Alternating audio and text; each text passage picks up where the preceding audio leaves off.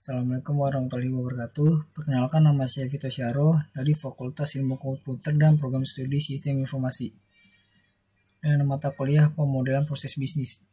Di sini saya akan menjelaskan nomor 1 sampai dengan 3.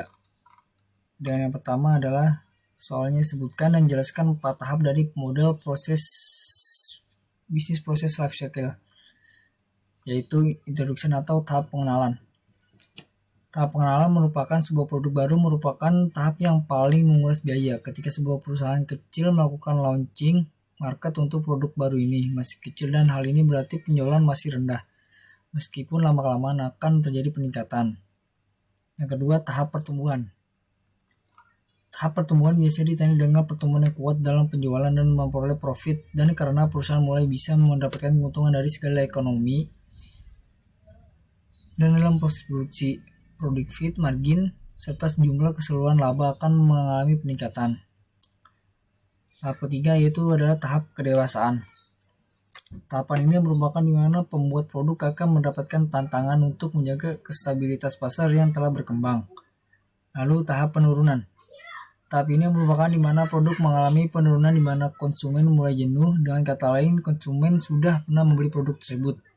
Meskipun tahap penurunan sulit dihindari oleh para produsen, bukan berarti berakhir. Produsen harus berani mengambil keputusan seperti menjual produk lain atau membuat produk yang ramah budget. Lalu lanjut dengan nomor 2. Sebutkan dan jelaskan metode pengumpulan dari data berikut ini. A. Wawancara atau interview. B. Joint Application Design atau JID. C. Survei melalui kuesioner. Kita jelaskan yang pertama adalah metode wawancara. Yang pertama adalah wawancara terstruktur. Dalam metode ini, peneliti telah mengetahui dengan pasti informasi apa yang hendak digali dari narasumber. Kedua, wawancara tidak terstruktur. Pada metode ini, peneliti mewawancarai bebas dalam artian peneliti tidak menggunakan pedoman wawancara yang spesifikasi, tapi peneliti hanya menanyakan poin penting dari masalah yang ingin direspon.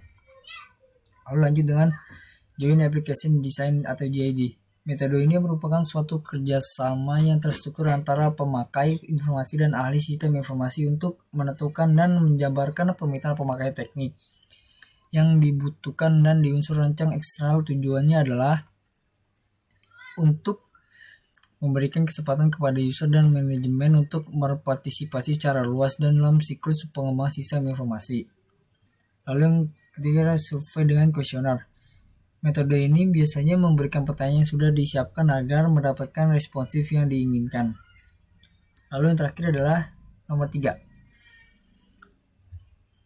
Jelaskan definisi Critical Path Method CPM. Bagaimana cara kerja CPM jika digambarkan menggunakan Activity on Mode AON dan Activity on Arrow atau AOA. Pertama, Critical Path atau CPM. Sebuah teknik modeling atau pemodelan teknik ini digunakan para project manager untuk memprioritaskan aktivitas atau kegiatan proyek. CPM bisa membantu mereka menemukan deadline penting agar bisa dipastikan tugas tersebut selesai tepat waktu. Menurut project manager, critical path adalah jarak antara titik start dan finish yang paling jauh. Dalam critical path ini dimuat segala tugas dan durasi. Penyelesaiannya saat ini dilakukan manajemen proyek. Critical path method adalah pedoman yang sangat penting agar proyek secara keseluruhan bisa selesai dengan tepat waktu, secara efisien dan tanpa masalah. Dan ini adalah salah satu contoh gambaran dari perbedaan dan persamaan AOA dan AON. Mungkin segini cukup dari saya. Wabillahi taufiq wal hidayah. Wassalamualaikum warahmatullahi wabarakatuh.